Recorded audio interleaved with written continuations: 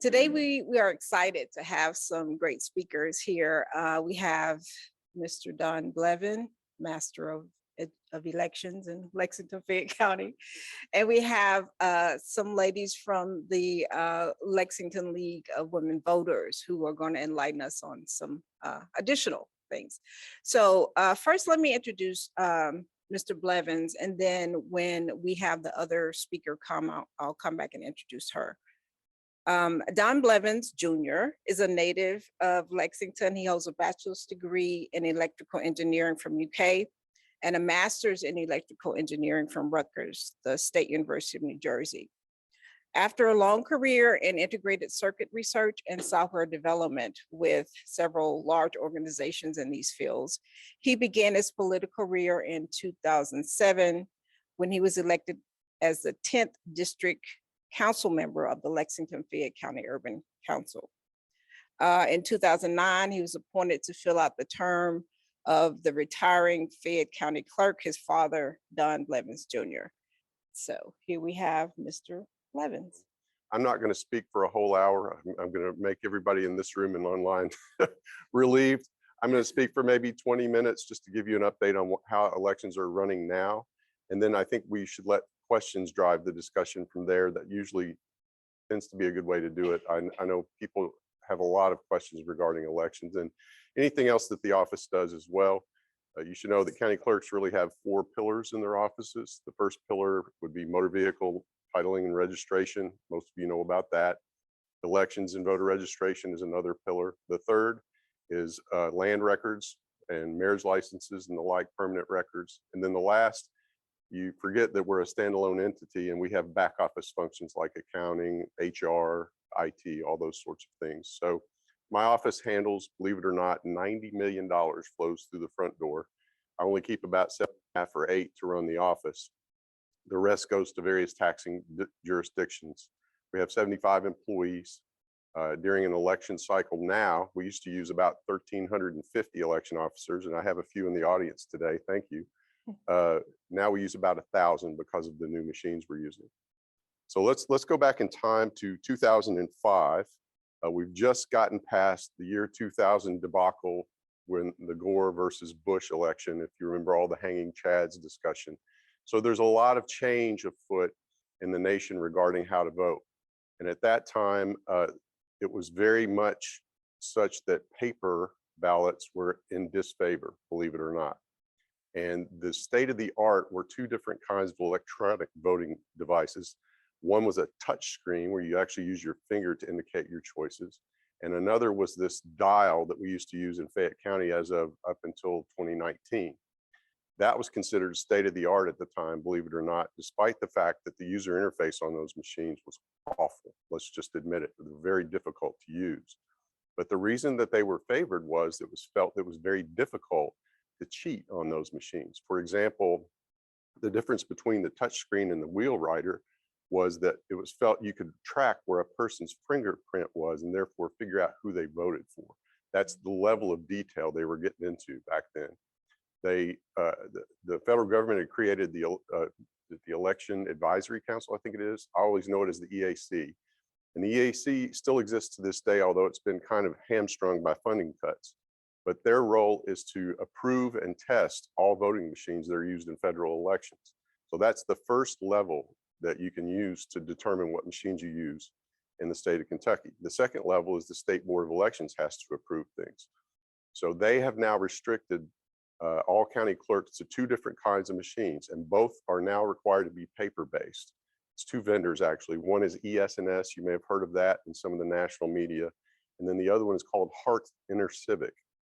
In Fayette County, we use the Hart InterCivic version of the scanners and so forth. So if you haven't voted since 2020 in Fayette County, you're in for some new technology, quite a bit of new technology. We've got paper ballots now. It's interesting to me that the nation has swung away from electronic devices. They're very in disfavor now and swung all the way back to paper.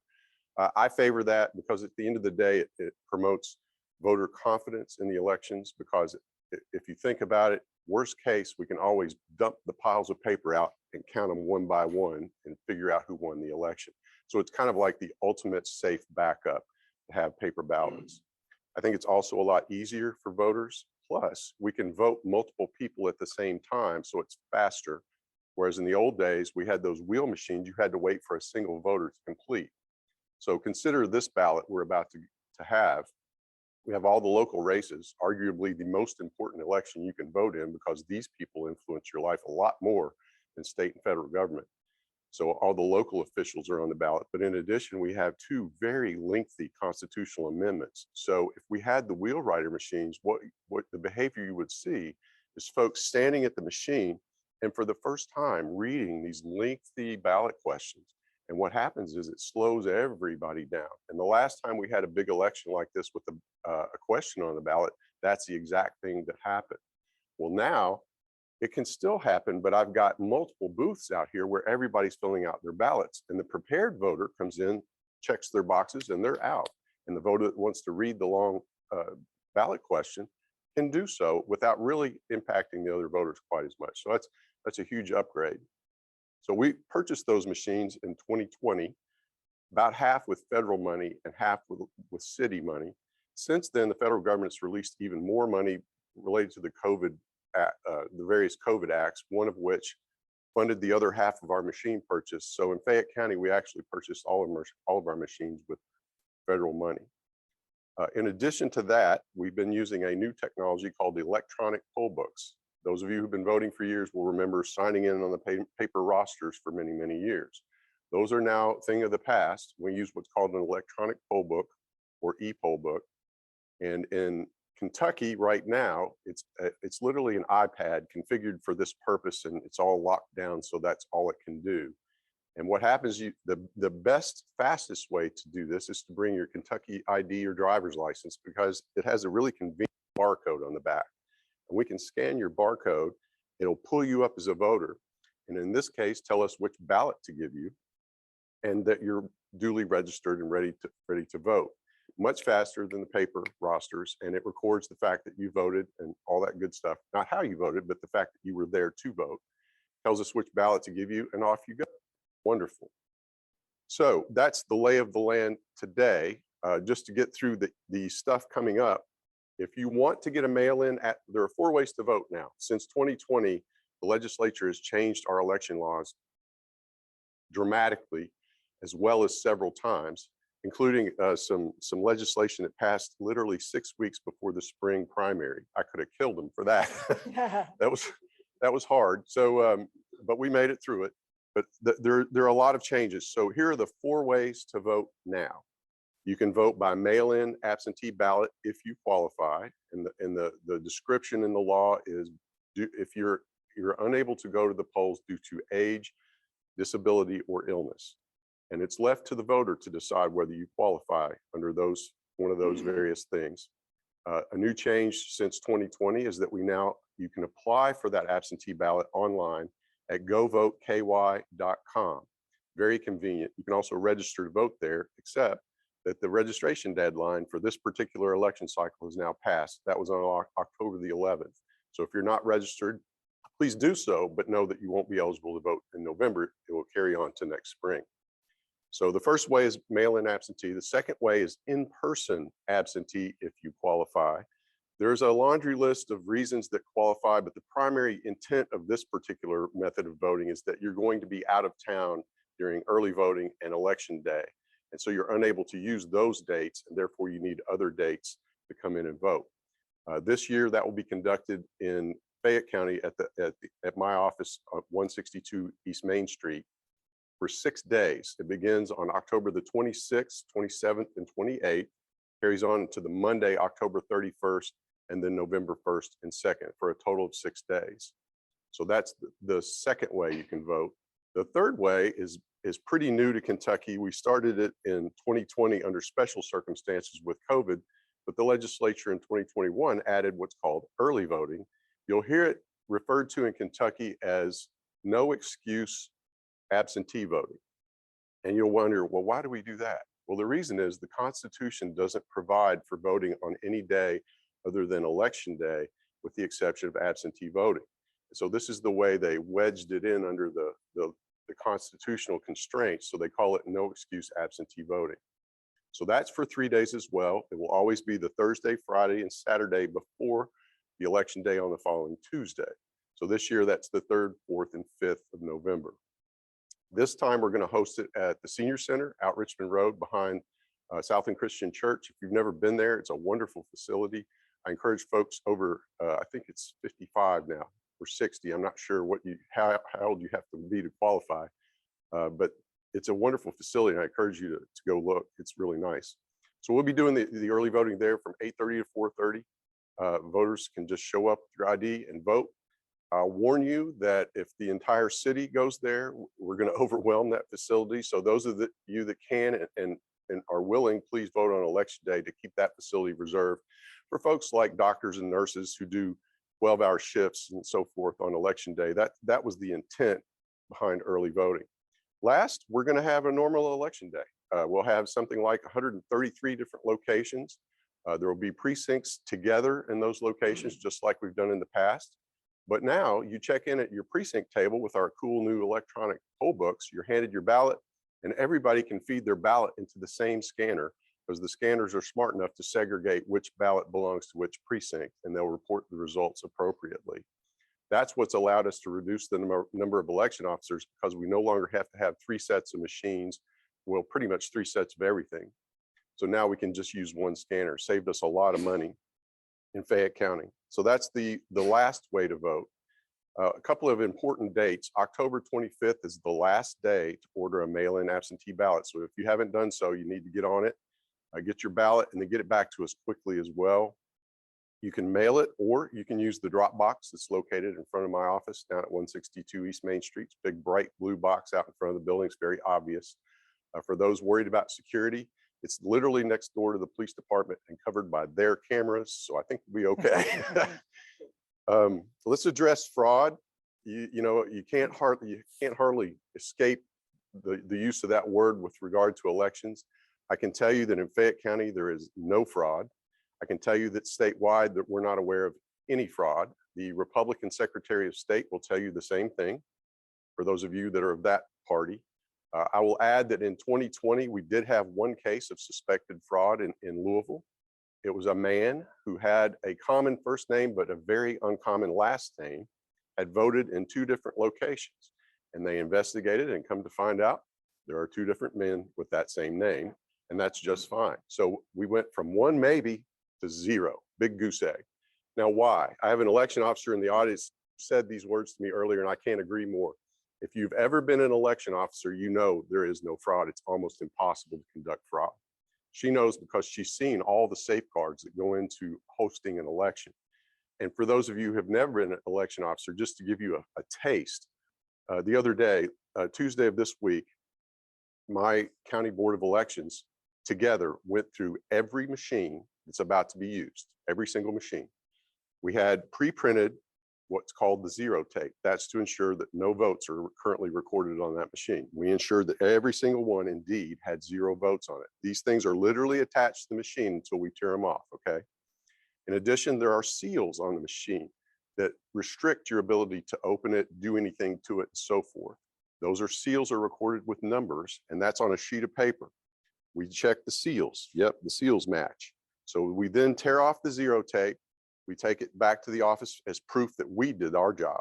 We leave a copy of that sheet with our signatures on it saying, yep, this is good to go, and then it's locked and sealed.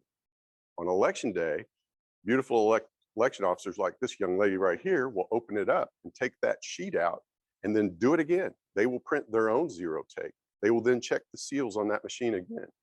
And if anything is amiss, they'll call us and we will replace the machine with another one that has all the seals intact and all that. We have never had a case of a seal being broken or anything. We've never had any trouble whatsoever other than the normal things like a machine was literally broken in transport or something. And when they tried to bring it up, it didn't work. So we send another machine out. It's no big deal. I like to tell people that putting on elections a lot like a wedding.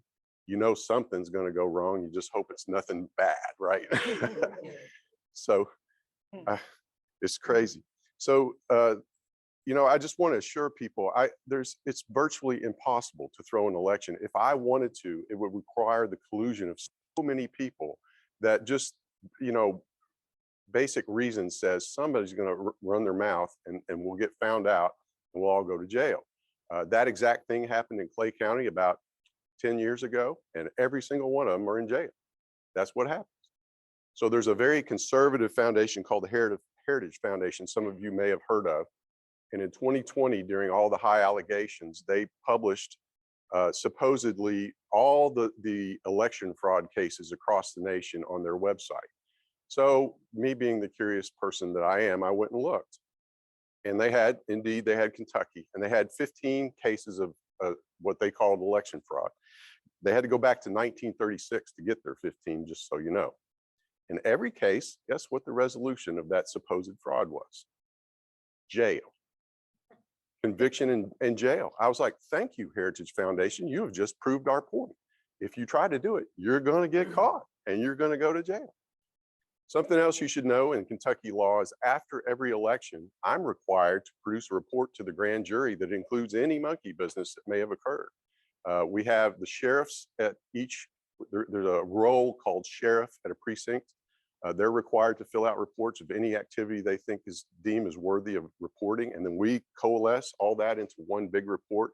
And then anything we know or my staff, we put all that into a grand jury report. And I have over the years reported both Democrats and Republicans for behavior that was not okay. And the grand jury has seen fit to take care of that. So know that it's very, very much scrutinized. It's not only is the election process protected by all these safeguards, but it's also protected by the fact that we're going to prosecute anybody that goofs around with it. So let me pause there. I don't see any questions so far. How about the audience here? Do you all have any questions? For online folks, he's making the point that it's not so much a question of voter fraud, he believes, but he's adding that we still need to worry about buying votes. Now, did you have a follow-up to that? Or are you just making the point? Okay, so let's talk about that. Yes, I'm not personally aware of vote buying. If I was in Fayette County, it would be in the grand jury report. But I have heard anecdotally that it's still occurring in some of the more rural counties. The last time I heard a number was something like $75 to $100 a vote. Just to throw that out there. I don't know, I can't back that out with any proof or anything, but that's what I've heard on the street. I'm not aware of it being a big deal nowadays, but it used to be for sure. In my lifetime, I know in the early 70s in Fayette County, they would have a trunk full of little pint bottles of liquor and buy votes that way. But that hasn't happened for a good long time. Other questions? So there are two forms of staffing concerns. Addison's asking, do I have any staffing concerns? Let's first talk about my staff. So let's talk about early voting. It's the one thing that keeps me up at night. We have, with our 3 days of early voting in Kentucky, the shortest cycle in the nation. No one is shorter than us except for those that don't have early voting at all, and therefore it's 0 days. So at 3 days, we're the shortest in the nation. The next shortest that I found was Oklahoma at 5 days. And after that, it goes from anywhere from 10 to 40 days of early voting. So it's pretty clear that we have a fairly restrictive, tight window. And what you got to consider the practical effect of that. What is it? Well, in Fayette County, what facility are we going to use that will house thousands of people that might want to vote early?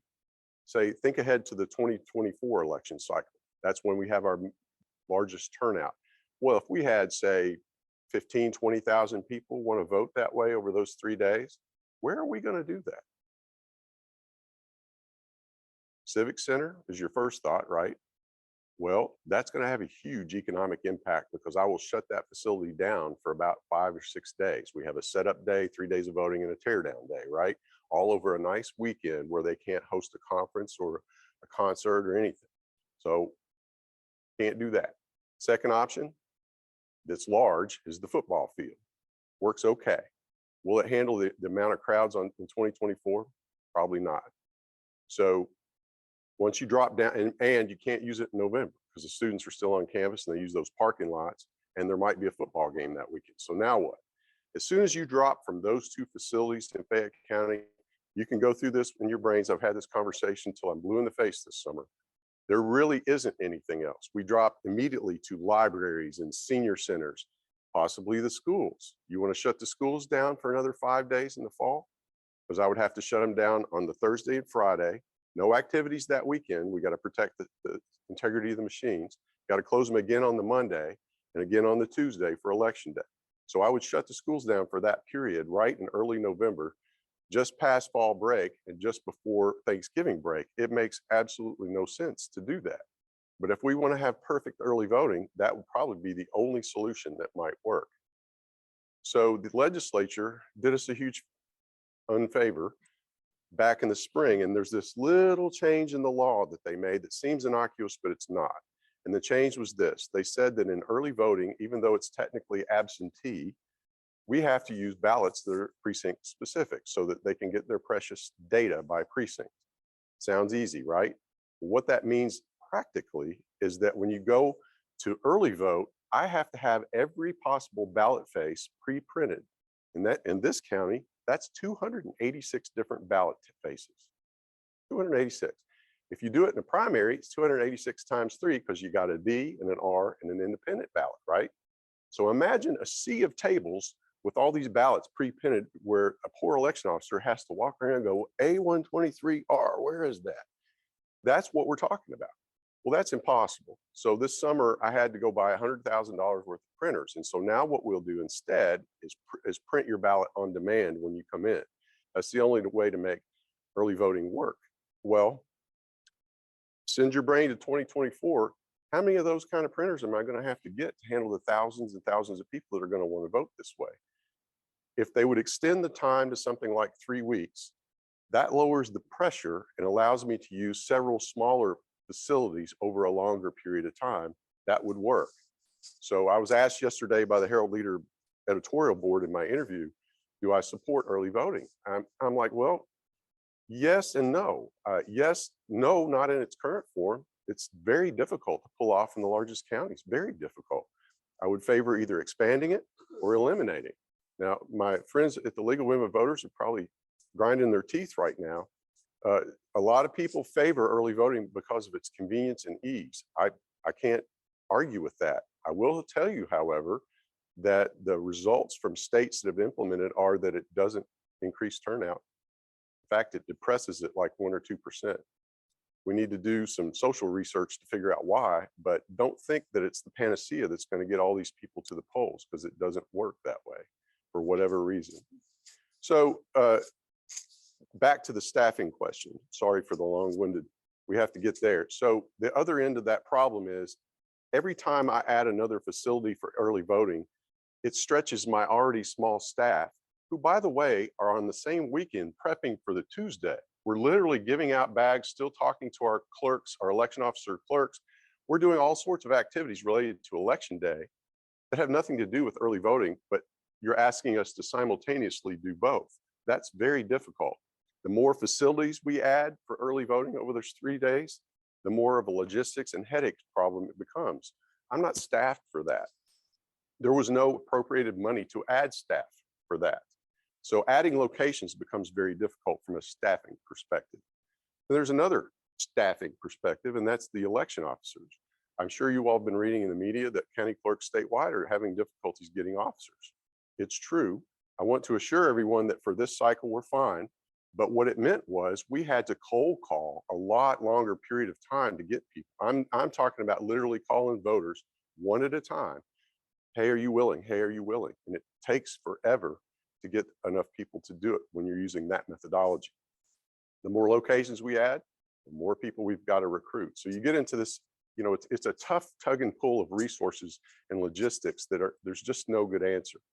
So ultimately this summer, I came to peace with it by saying to myself, we're just going to have to admit that for now, in Fayette County, we have less than perfect early voting. It's just going to have to be good enough. And as I said early on, I wish that people that really need it are the ones that use it, and that we don't just use it as a convenience for everyone, even though I know you can do that. Respect your friends and family that need it, and please vote on election day instead. So sorry, 10-minute to that. We have an online question. Does Kentucky law permit election watchers on election day during the primary or general election? That is a great question. Thank you. No is the hard answer. In Kentucky law, there are only 2 people allowed in the room, which are election officers and voters, period. There is one other provision. It's an ancient thing called challengers. And the parties or the candidates have to provide a list of challengers X days before the election. And I think that deadline is either passed or very close to passing for this cycle. The only time that's ever been used in my term as county clerk was about 2016, I think it was. There was some concern around some of the races. So some of the parties had, particularly the Republican Party, had what they called challengers, and they filed them that way. But let's admit that what was really going on is they were trying to be observers. So the answer in law is no, you can't observe. You can't even go in the facility unless you're one of these weird things called challengers. And by the way, challengers are restricted to one activity only. They can only challenge the credentials or the eligibility of a particular voter to vote. And that's all they can do. They can say, we challenge that voter's credentials. The election officers will look and say, he's registered, go away.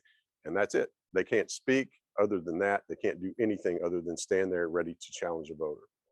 So it happens every 10 years after the census. So imagine a map of Fayette County that's blank with just the edges. And now we're going to put the congressional districts that cross it. So you get some puzzle pieces from that.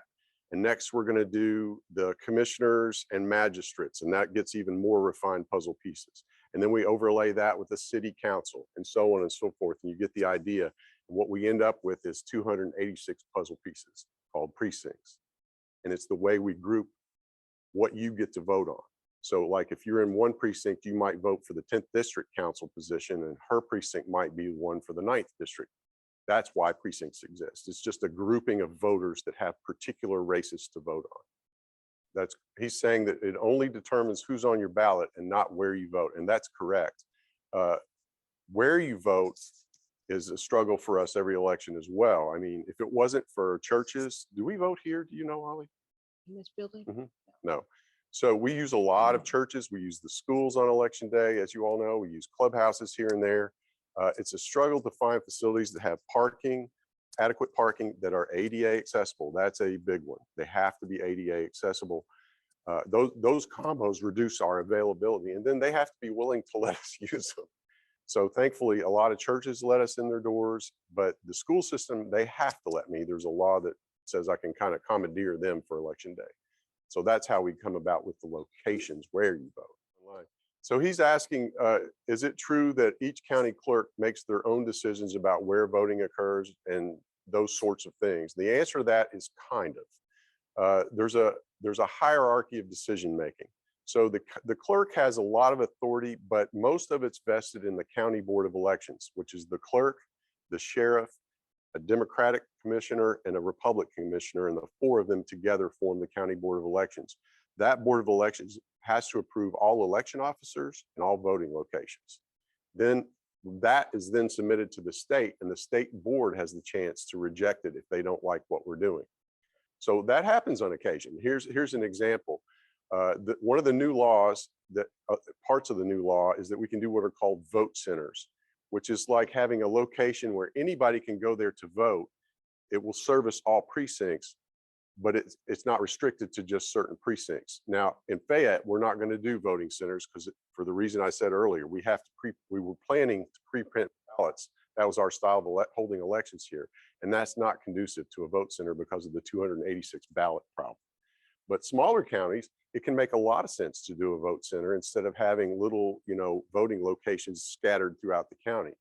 The problem you get into is in a really rural county, if you have say 3 vote centers at the 2 high schools in the community center, well, voters out in the rural areas have to come a long way in some cases to go vote.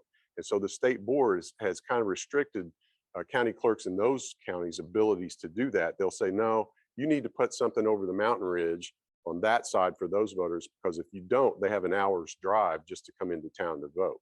So those kinds of things get checked as well. So again, 3-level hierarchy, or 2-level, county board and then state board oversees as well. We got another question online. If it is difficult to find election officers, how can we be sure that those people are properly vetted? What is the process? First level of vetting is that they have to be a registered voter in the county they're going to serve. The second level of voting is they have to be, we have to ensure party parity, it's called. So at a particular precinct or voting location, you won't just see all Democrats or all Republicans. You're going to see a blend, and it needs to be a parity blend of Republicans and Democrats. And as of this year, or last year, we're now allowed to use independents as officers as well. That helps with our recruiting by adding yet another category of people. So that's the first layer. Then you are required to attend training. It's about a 2.5-hour training. It's very thorough. My election officer in the audience is going like this. Very thorough training. And then you have to show up. If you don't show, you're ineligible for 5 years. If you cause problems at the polls, we will remove you that day if we need to, or we will find out later via the sheriff's report or something like that, and we'll remove you after that. So vetted in sense of, are they interviewed or questioned or background checked? That would be pretty difficult. Hopefully I answered your question. Yes. I am a ballot officer for was in May and in November. And one of the reasons I came, I really wanted to compliment the county clerk and the Board of Elections. The training is thorough. One of the things that we are sworn at the end of the training, we are sworn in. And to me, that elevates if that's how important it is. It's a long day. You're working with your neighbors.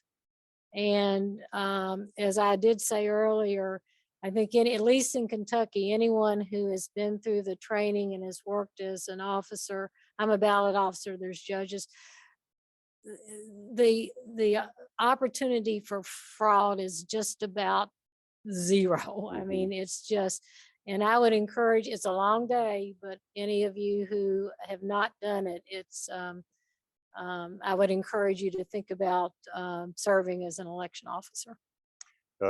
To piggyback, thank you, by the way.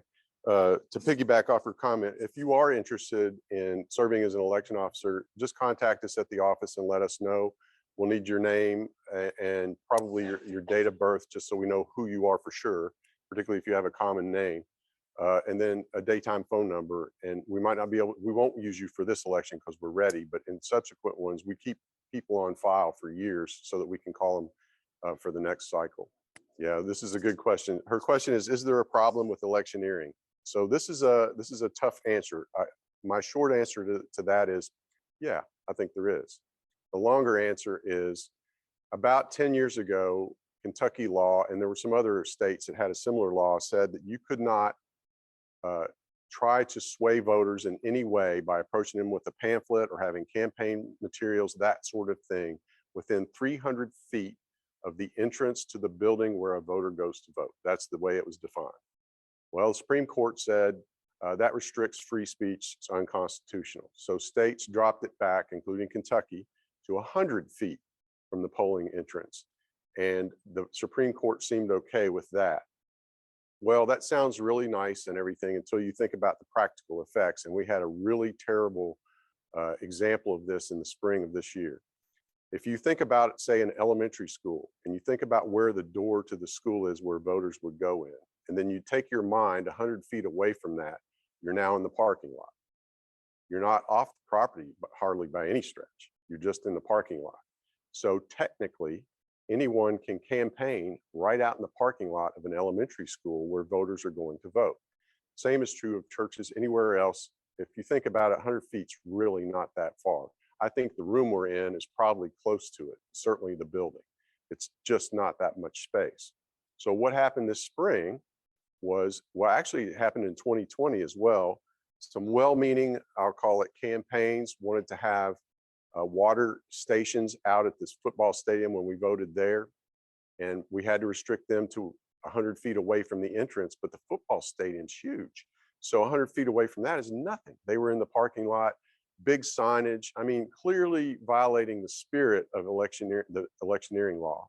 Well, this spring we had the same thing. There's a particular candidate who had his campaign workers at multiple precincts doing exactly that, technically just over the 100-foot line, but very much violating the spirit of the law and irritating the bejesus out of all of the election officers and the voters. We got complaint after complaint about this. So that's something, I don't know how to solve that from a First Amendment, constitutional point of view, but it's pretty clear to me that the intent of the law is not being followed. It's just not fair to do that. Ollie, you had a question? No, I was going to ask you to repeat the web address to go to get the. Right. Ollie's asking me Ballot. to repeat the web address for getting your absentee ballot, your mail-in absentee ballot, but also you can check your registration there. You can also register to vote there. You can change anything in your registration you want to change. For example, if you want to switch parties or you've moved and you've got a new address, all of that can be done in the same spot, which is govoteky.com. I've just gotten a prompt from this nice person in the audience. Where can I see my sample ballot? And I want everybody to do this because you don't want to be reading those big, long constitutional amendments when you go into the voting booth. The place is my website in my office is Fayette County Clerk, and you spell all that out, .com, FayetteCountyClerk.com. And under the elections tab is a view my sample ballot selection. You enter your personal information so we know who you are, and then it'll pop up your sample ballot. Now, I want to warn folks, this ballot is very long because of all the local offices on it. So it's both sides of the sheet of paper. Be sure you fill out both sides when you vote. And I'll warn folks that are like me that have to use these to read anything small. The print for those constitutional amendments is pretty small. So you'll want to read it big on your home computer or something like that prior to coming in to vote. It's a very long ballot. Loaded question from a young man in the audience. He's asking about gerrymandering and do I have a comment on it? I favor having an independent commission that does it in a reasonable way, that's based on population, based on things like ethnicity. If you're not careful, you can do just a blind population application of dividing up voters and then unintentionally disenfranchise some. So you have to keep several things in mind. If you're familiar with how Fayette County does it, it's the way I would prefer. They set up an independent commission. The council doesn't get to be involved, and that independent commission forms what they think it should be. And they've got this long list of I forget what they call it, but something like, it's not rules, but it's like guidelines. And they go through these to make sure that they're inclusive of the various ideas that need to go behind dividing up Fayette County's council districts. And one of those guidelines is ethnicity, neighborhoods are considered. So for example, UK is kind of a special entity. You might want to look at it that way. I know there's a lot of people that feel strongly the belt of horse farms around the edge to be considered. So it's a lot more than just blind division of population. As you all know, at the state level, it's whichever party controls, and they make the rules and they make it to their advantage. And it's no question, we have seven U.S. representatives that are R's and 1D located only in Louisville. And that's because of gerrymandering. I see Ollie standing up. I think my time is up. So thanks everyone. Yes, govoteky.com. Nice to see everybody. Dr. Jennifer Jackson is a pediatrics specialist in Lexington with over 20 years of experience in the medical field. She graduated from the University of Louisville School of Medicine in 2002. Jennifer is co-president of the Lexington League of Women Voters, where she's the webmaster. She chairs the Voter Services Committee. She runs things. Okay, so she's got her hand in a lot, and she does a great job. The other co-president, Mary Hughes, she grew up in Illinois. She's here with us today. She received her bachelor's and master's degrees in speech and language pathology at the University of Kentucky. Since retiring from Fayette County Public Schools, after working there for 30 years, she became active in the league, and she served on the board as program chairperson, and she's now in her second term as co-president of the Lexington League, along with Jennifer Jackson. Thank you so much, Ollie, for inviting Mary and I to be here. Mary is there in person, and I'm going to talk a little bit and then about different ways that you can get involved personally in sharing voting information with your friends and family, because it's so important that we all do our part, because there's a lot of information, as Don Blevins mentioned, the ballot is two sides. So, you know, we really, as the League of Women Voters, our mission is about having people be informed when they're voting and not just randomly picking names based on kind of like, oh, I saw this a road sign. These are job interviews that it's kind of a strange job interview process, but this is essentially what it is. We're choosing people to do a job, and we want to make sure that we're picking the right candidate that is qualified or that we think will do a good job in that. Let me just go back, and I kind of mentioned a little bit about what the League does, but generally for those of you who may not be familiar of the League of Women Voters of Lexington, we are a nonpartisan political organization that was founded in 1920 and grew out of the suffragist movement to win women's suffrage. And so the idea was that, okay, now a whole new group of people in the population have the right to vote, and we need to educate women and empower women to be able to vote. Well, our name is a little bit of a nod to the past, because now our organization is really more modernized, and really it's about getting everyone prepared to be ready to vote and to make informed choices when they go to fill out their ballot. And so, and with that, we do a lot of voter education. We also do advocacy, and at times we do litigation if there's issues where voters are not getting access to the ballot. So, you know, like, we just want to make sure that that our democracy is based on everybody having a voice. And so we do not support, as a nonpartisan organization, we do not support individual candidates or parties. We do take stances on issues, and we have those published in our Impact on Issues guide. And those, you know, those issues, we come to those stances on consensus, and you'll see over time, you know, I guess if you're around politics long enough, you'll see that parties might change, kind of flip-flop or whatever.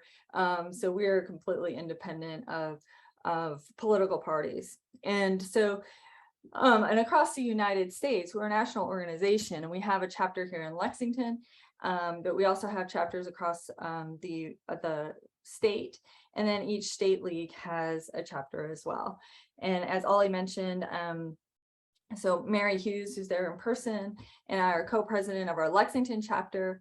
I'm also involved with a lot of work at the state league level, and am chair of voter services. So we're really involved with trying to make sure that voters across the state have information that they need, that the information is, for example, posted on the State Board of Elections website where people can get it, or that county clerks are posting it on their website. And I'm proud to say our county clerk does a great job of making sure that there's great voter information on our local website. So we're pretty lucky when it comes to that. I actually have been kind of looking at the other county clerks' websites across the state, and some of them are really out of date and don't have the correct information. So we're really lucky when it comes to that. So our mission is really to empower voters. And so some of the things that we do to empower voters are that we have a candidate, a voter guide. So that's vote411.org. It's online. And we really strive to get every candidate to participate in our voter guide. And this year, I'm really proud of the league. We have expanded to cover all of the races in the entire state. So we had volunteer, we're 100% volunteer run organization. And so we collected over 7,100 emails to send out to candidates so they can provide information directly to voters. We don't edit anything that they write. They answer the questions, they put them up. If you go to Vote411 and you're not seeing your candidate information, you can reach out to candidates and say, hey, like, we'd really like to see, you know, your ideas about these questions and really what you stand for, and ask them to directly participate. The other thing that we do are candidate forums. And we definitely had to pivot during the pandemic as we weren't able to do candidate forums in person. But since this is central to our mission, we really felt like it was important for us to continue to give voters high quality voting information. And so we transitioned to doing our candidate forums on Zoom. And it's actually, you know, there's like pros and cons to everything, right? I mean, it is kind of nice to go to the library and have, you know, a cozy setting there, but doing them on Zoom has actually given us more flexibility and being able to meet candidates schedules more easily. And so it kind of eliminates the just the logistical problems of trying to set up a venue and get everybody there at the same time. And so it allows us to be more flexible, and we're hoping that we'll be able to deliver that high quality content to voters. And then of course, you know, getting out the vote and getting people ready to vote. And then we're going to talk about a special tool that we have that we're really excited about, that's going to allow you to reach out to your friends, your family and network to get out the vote for this election. Okay, but I am Mary Hughes, co-president of the league, and I've got two league members here with me today. I've got Ruth Mark, who helps us with a lot of events, and I've also got Sharon Stewart, who is one of our vice presidents. So anyway, we do a lot of what we call tabling events, which is when we come to events such as this and we bring information with us. One thing that Jen didn't mention, and she probably will mention it, but candidate forums are online. So if you go to lwvlexington.com, which is our website, and you pull down the menu at the top, you'll see candidate forums. And it will have recordings of all of those forums. This year, we were able to cover all of the local races. Franklin County, is that where I believe you said you are? You know, unfortunately, we do not have league chapters in all cities, but we do try to cover regions. So I don't think there would be anything, unfortunately. But if you go to vote411.org, you can get information about candidates. So we have lots of information in the back. I hope you'll stop, and we'll be glad to answer any questions that you might have. And Jen is going to talk about more specific ways of getting your friends and family to vote and to know what's going on. So anyway, thank you. I'm glad we're here. Yes. It's my understanding that if you call either the Democratic or Republican parties in Fayette County, that they usually have transportation for people. Yeah, we unfortunately, as a volunteer group, even though they're volunteers, they have a few more people that they can count on to do that type of thing. But that's a really good question, and I hope you're able to get that need satisfied. And also LexTran provides free transportation on election day. Of course, this year we do have 3 additional days of voting, as I'm sure that Don Blevins mentioned. But I don't think LexTran is providing free transportation on those 3 days of early voting, just on election day. 411, we ask candidates, they share information, they answer questions. As I said, you can encourage candidates to answer the questions. Everyone received an invitation, unless we couldn't get their correct email, which I'm sure sometimes happens, but we really did our due diligence in trying to track down their correct emails. And so you can get on, when you get on Vote 411, you put in your address and you're going to get what your ballot looks like. You're going to see all of the things on there. There'll be just kind of general information about amendments 1 and 2. And so you'll also be able to see where your polling location is. And that's for anybody, you know, in Lexington. It's going to have very detailed maps in terms of your precincts and things like that too. So it's really useful. But Vote 411 is a national enterprise. So and of course, sometimes the precinct maps and stuff are a little bit, we're trying to get those up for all across the state of Kentucky, but sometimes that information is not as available as it is in the more populated areas like Lexington, Louisville, So this is what you're going to see. Also note that Vote 411 is available in 2 languages. So it's in English and Spanish. Up at the top, there's a little drop down that lets you switch between the languages. You can make a voting plan. You can verify your voter registration.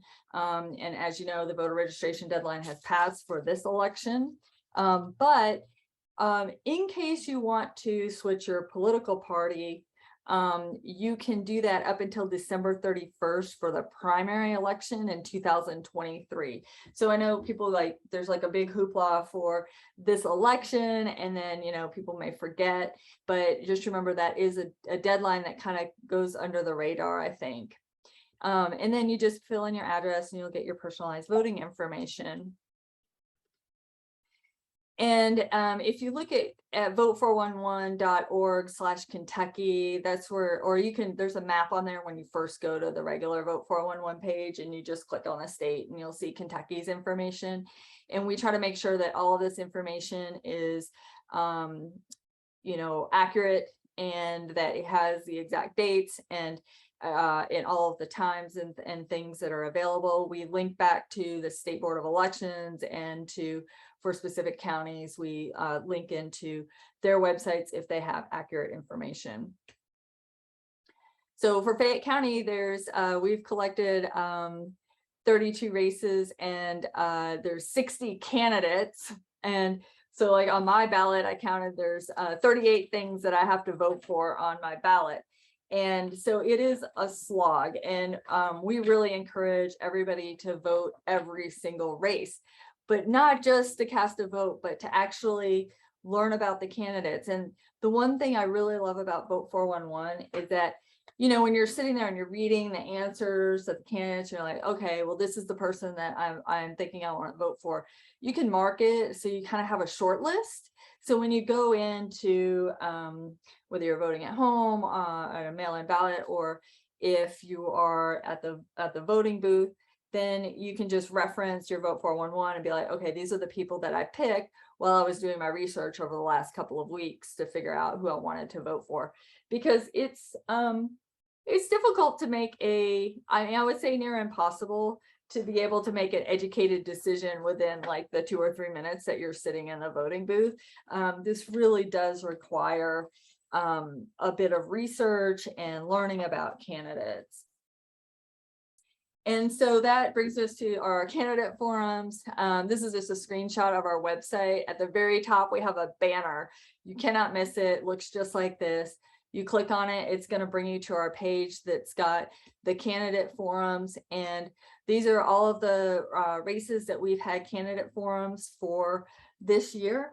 For certain elections, we've had open forums. So for people who had perhaps their opponent was unable to participate or declined to participate, we just had an open forum to sort of a hodgepodge of people who are in different races, and ask them kind of general questions about why they might be most qualified, or different things. So you can still have an opportunity to learn about those candidates, and then of course even people who may not have been able to participate in a candidate forum, maybe they were unopposed, then they have been invited to provide information on Vote 411.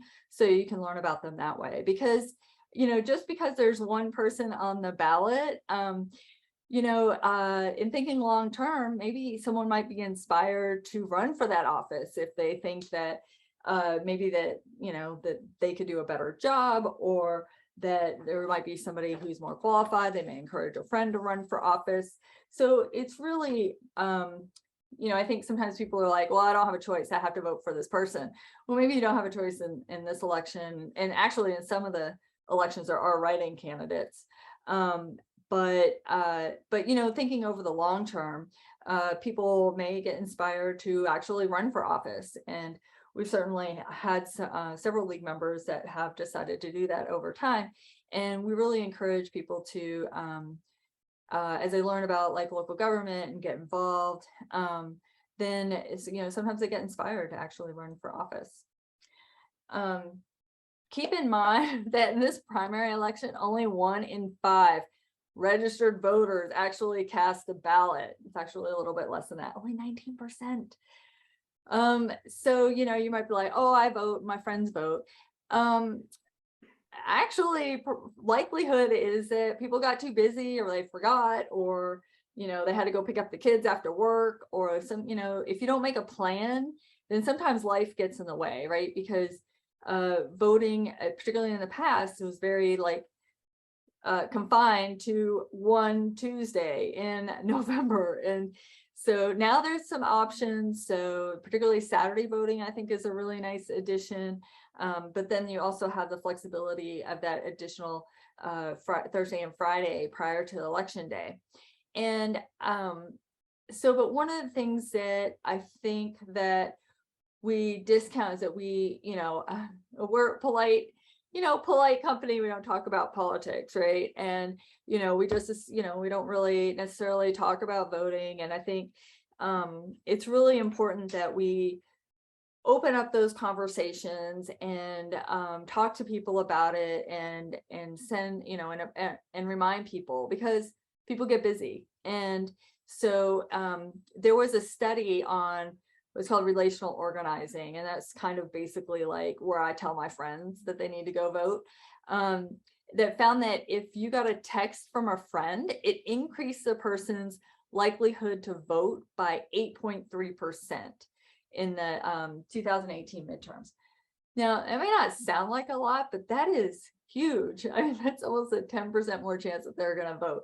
So imagine, like, if you told, you know, if you send a text to every single one of your friends, because I'm sure that you text more than you think you do. You may be sending lots of text, and you may not realize how big your social network is of all the different clubs and events and things that you participate in. So, and the reason why it's so powerful for example, for me, Jen, to contact my friend Julie and tell her to vote, is because we already have a personal connection, right? She already knows about me, and not just because I'm co-president of League of Women Voters, but, you know, just think about, like, when you're thinking of a restaurant that you want to go to, you know, if your friend tells you that a restaurant is great, then you're more likely to go there than if you just see an ad on television for the restaurant, right? Because you know what your friend likes to eat, you trust their judgment, you've been out to eat with them, like, you know what they're like, what they like is probably something you're gonna like. Same thing about voting. Like, when you send information to your friends about voting, they're more likely to do it, because it just comes from that personal connection. And sometimes friends and family, you may not think that they're like interested or talking about voting, but sometimes they're just they're just waiting for somebody to ask them to get involved.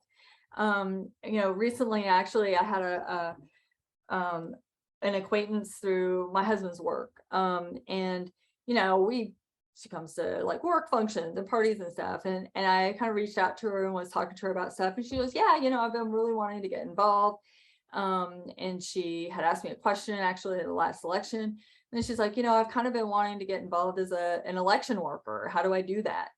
And it wasn't, she probably wouldn't have asked me that if I hadn't opened this door for her to talk to me about kind of elections and these types of things.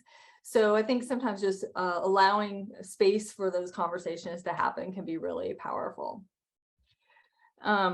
One of the cool things that I am super excited about is that, you know, the League of Women Voters is kind of known as being old ladies with clipboards, but we are not. We are a whole new generation. We have jumped into the 21st century, and we have new powerful tools that are available. And so one of the things that we have is an app. It's called Outreach Circle. And I love it because I have it on my phone, and anytime I want to know what's going on with the league, I just click it. I don't have to log in anymore or anything. And I can just see all of the fun stuff that is happening. And we are also sending out election reminders on this app. So for example, on the 25th, we're going to be sending out a reminder that it's the last day to get your request your mail-in absentee ballot. And so it's always and the state league has an outreach circle, and the Lexington League has an outreach circle. And it's a way that not only can I find out what's going on and like register for our events, if we're having Zoom events and whatnot, I can just like click in. I'm like, oh, we've got this event coming up. I'm going to register for this because I want to go. Brings me straight to the registration. Bam, I'm already registered. How long did that take me? Like 2 seconds, right? So that's how easy it makes it to get involved. So I'm going to show you all how you can also get involved. So go ahead, you can pull out your cell phones. It's okay. If you, I have a QR code on my screen, but there's also one here. There's, you can download the app. It's free, and it just makes it easy to get connected. Like during the legislative session, we'll actually put a link to where you can watch what's happening on the Senate floor. So it makes it super easy to find out what's going on. So if you scan this QR code here, there is, it will automatically ask you if you want to download the app. And so I'll give you a minute to do that. And there might be a sign in. So if you just sign in, it may ask you to use either, if you have a Gmail account or Facebook, you can use either one of those. It's just automatically going to use the login it already has is in your phone to do that. Or you can set up a new one just by saying continue with email, and then you just type in your email address, set up a password. And we have information about this on our website. So this is just showing you how to like just click on that button and you can continue with email. You will type in your email address. It kind of just walks you through the whole thing. You enter a password, you just make up a password, and then you click next. And then it'll ask you for your zip code and your phone number. Now, it may give you a notification. It'll ask you if you want to receive notifications on your phone. I know a lot of times we'll say no, but this time you want to say yes, because this is how we're going to send election reminders. So for example, we're going to send out election reminders for early voting, for deadlines, all of that stuff. You know, there's also specific deadlines for receiving your mail-in ballot, getting your mail-in ballot in, all of those things. We'll be sending out deadlines for that. So then once you get logged in, down in the bottom left-hand corner, there is a little Explorer like magnifying glass. And that's where it allows you to explore. And when you click on that, you just put in the word Kentucky. You don't even have to type it all out. You just hit KY, and it's going to bring up, this has different leagues, but it's going to bring up, there'll be a Lexington League, there'll be the State League, and I think Northern Kentucky has one, but you can join one or all of those outreach circles. The State League is going to have a little bit of different information. It's going to be like general voter information that applies to everyone across the state. The Lexington League is going to have more specific information that's specific for Fayette County. So like, for example, we'll put voting locations for early voting on there, and you know, the times, because those are going to be for early voting are going to be different for all of the counties across Kentucky. And when you choose the LWV of Lexington, you're then going to see actions. And I'm just going to go back, and the action that you're probably going to see first is, so where it's going to tell you, this is how you can connect to Vote 411. In case you forget the web address for Vote 411, when you get on there, you can just click on this button. It's going to take you right to it. But the awesome thing about Outreach Circle is that it allows you to text and email your friends. So when you click on when I say, okay, I'm gonna check out Vote 411, it's gonna take me to Vote 411. And then I'm gonna go back into the Outreach Circle app, and it's gonna ask me if I wanna share with my friends. And then I'm gonna see this screen that you're seeing here where this little finger is that's pointing to email your friends. We've already written emails for you as if they're coming from you. You can edit to say whatever you want to, but we've taken out the guesswork in terms of, ooh, I don't know the specifics of this. I don't know what to say about exactly what it does. we've taken all that guesswork away and done it for you. So the next thing that's going to do is just has this workflow that's just like goes 1, 2, 3. First, you're going to personalize your message. If you don't like what I write, all these messages, if you don't like what I wrote, you can change it. And then you add your contacts, and then you just send it out. So it just, so like, for example, here it's got a message. In this one that I wrote for sharing Vote for 1-1, it says election day is approaching. There's really important issues on the ballot, and lots of candidates that are running, and then it says find the voter guide here and find candidate forms for Fayette County here. Remember, everybody can vote early on these dates. And then, so I'm like, oh, I think that sounds pretty good, but probably because I wrote it. So I'm just going to click done, which is showing here in 3. And then it just moves you on to the next thing of adding your contacts. You'll need to know your Apple ID password and that kind of thing for your email contacts. So I'm just kind of show you how it's done. And if you need more help with this, we do have help available, and there's more information on our website to like walk you through it slowly. But you just add your contacts. So you're just going to add them from like your email account or whatever. If you're concerned about privacy, this does not like share my apps. Like the Outreach Circle people don't have my actual contacts. It basically just serves as like a conduit to where it accesses my address book. So then it makes it easy for me to send them text messages. But Outreach Circle people can't even see who my friends are and that type of thing. So then once you add your contacts, then you just click on who you want to send messages to. So I'm going to, I can go through on my app and I'll be like, okay, I'm going to send, I want to send a message to my friend Mary. So I'm going to send it to Mary, and then you just send the email and it's done.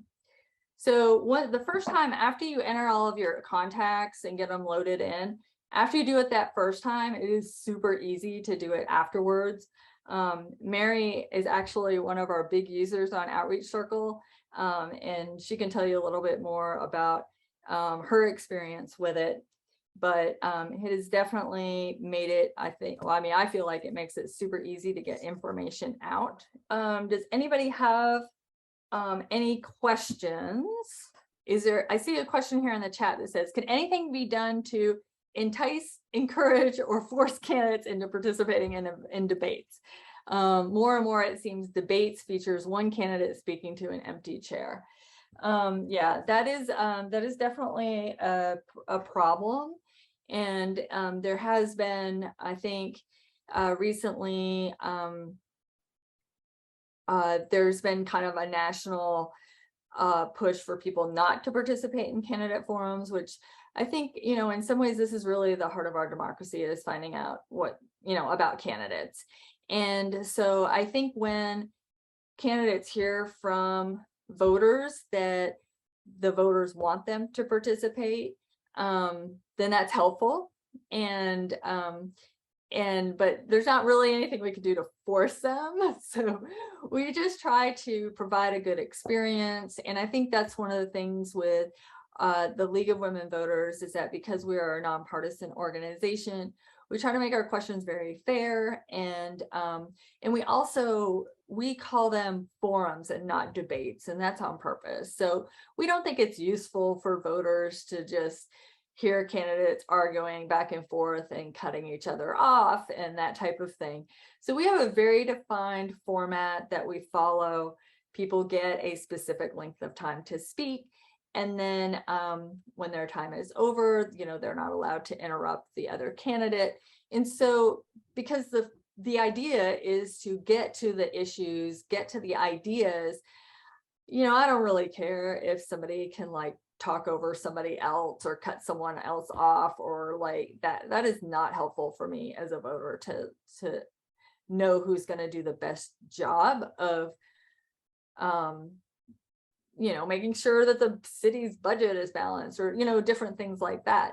So we strive to create our forums in a way that it's beneficial for candidates to participate because it's getting their voice heard and getting the information out there. So that's why we encourage everybody to participate. But I don't know if you all have magic recommendations, and we would certainly take them. If I understood correctly, League of Women Voters will take positions on issues. And I'm wondering, with our increasingly polarized parties seemingly taking a position on every issue, how do you retain the idea of being nonpartisan when you're taking positions on issues?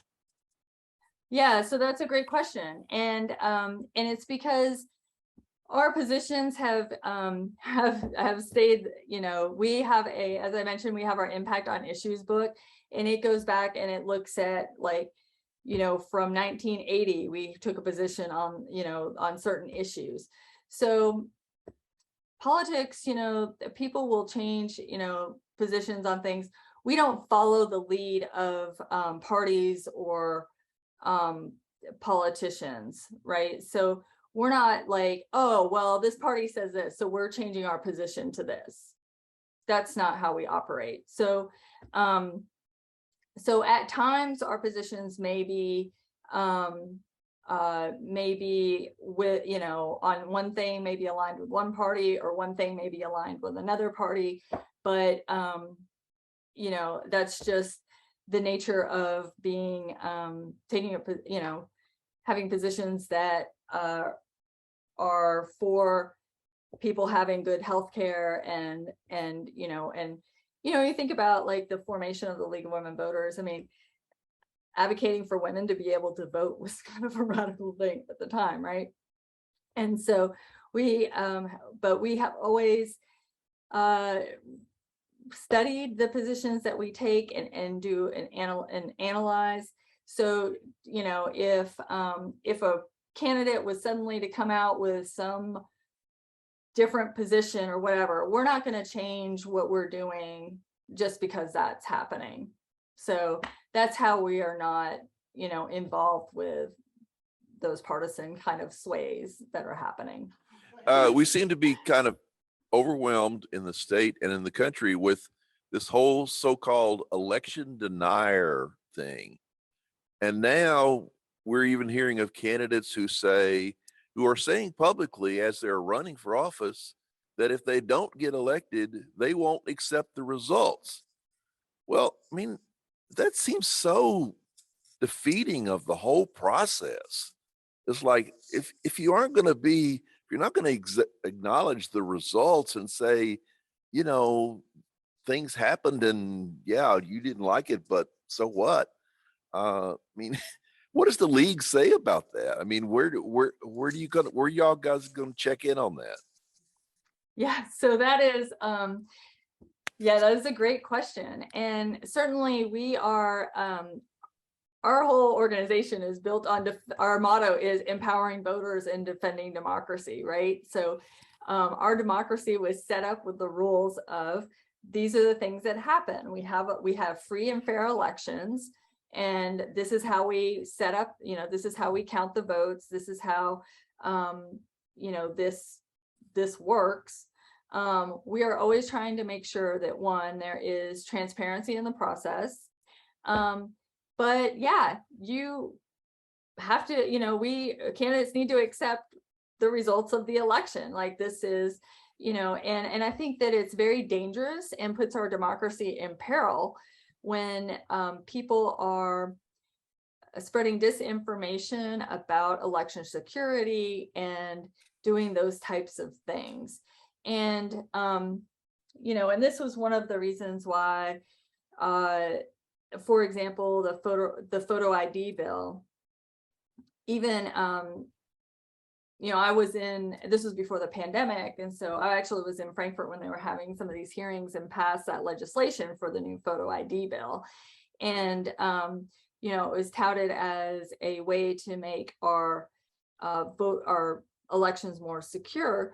But the issue is, and that scholars share, that that is not the type of election fraud that happens. Like, people don't show up saying there's somebody else to cast a ballot. I mean, that's not a thing that is common, or even that there was really even any cases of. And so it was trying to solve a problem that didn't exist. But what is a problem is that people are getting disinformation, for example, on their social media feeds, and they're getting all of this information that's misleading, and we are trying to put good content out there. So that's why we want to have everybody in our community share, like, okay, here's our candidate forums, here's our nonpartisan voter guide, this is the information that you need to look at. So when you see information on the internet that makes you like angry, or like taps into sort of your automatic thinking, then you have to give that a second thought and be like, why am I emotionally reacting to this? And because that is what's getting you to click on the content and getting you to engage with that content, which may or may not be, which likely, if it's getting you to engage in that content, it's misinformation, right? Because someone is getting paid for you clicking on stuff. And so it's really, there's a lot of things that are happening that make elections more complex in a way that they weren't in the past. So when I think about the misinformation, I'm more concerned about what people are seeing on their social media feeds than I'm worried about somebody showing up in an election acting like they're me, or trying to pass off that they're Jen Jackson and trying to vote for me, because that is not a thing that typically happens. And so I don't feel that, most of the time what you're seeing is that laws that are like these photo ID laws and things are more restrictive to particular segments of society. So they make more challenges for people who don't drive a car. And so people who may be in a lower socioeconomic class, that they don't have access to the documents. Maybe they weren't born in a hospital. Maybe they don't have a birth certificate. Man, that's why they don't drive. So they don't have a driver's license. So these are challenges that a lot of time, like when these voter ID laws are passed or things are passed to make elections more secure, what's really happening is that it's disenfranchising people from being able to engage and cast their ballot. And so, we also get resources out to people. So Vote Riders is a national organization that helps people. They have attorneys on staff. So if people don't have a birth certificate, they don't have the documents they need to be able to get an ID, we hook people up with that so they're able to do that. But there was part of the Voting Rights Amendment, which, going back like to 1965, when there was legislation that was passed that kind of kept Southern states from having things like poll taxes and literacy tests and other things that were designed to keep African Americans from voting. And when you think about the history of our country, originally the people who got to vote were white Protestant males who owned property. So that meant that you were well off, you're white, and you were Protestant. So the voting franchise has expanded, but there's still problems. And the reason why, when you start thinking about, well, why would people want to limit who has access to voting? And ultimately it's because of power. People recognize that voting is power. And if you take away the ability for certain people to vote, then you essentially strip them of power. And so that is where the League comes in to fight for making sure that polls are available to people and that there are not restrictive laws. And, for a long time, many states in the South had to have, when they were making changes to their elections, they had to have them reviewed by the federal government to make sure that they were still fair. And they've removed many of those. And there's been a lot of legislation that's been passed to prevent people from voting in just the last few years when those restrictions were lifted. And so, you know, it's a thing I think we need to all be thinking critically about what's really happening when people are passing these types of legislation that are making it more difficult for people who maybe not in the circumstances that you're in. You know, I think, you know, I've had a driver's license since I was 16 years old. So I don't even think about like, well, why wouldn't, you know, of course you just bring your driver's license, but that's not the case for everybody. And so we need to be thinking about everybody in our community and how some of these things create challenges for them. And when people are kept from voting, that really puts our democracy in peril. Actually, it's partially a response to the prior question. The league in December actually did take a position and joined with a coalition in Congress having to do with ensuring free and fair elections.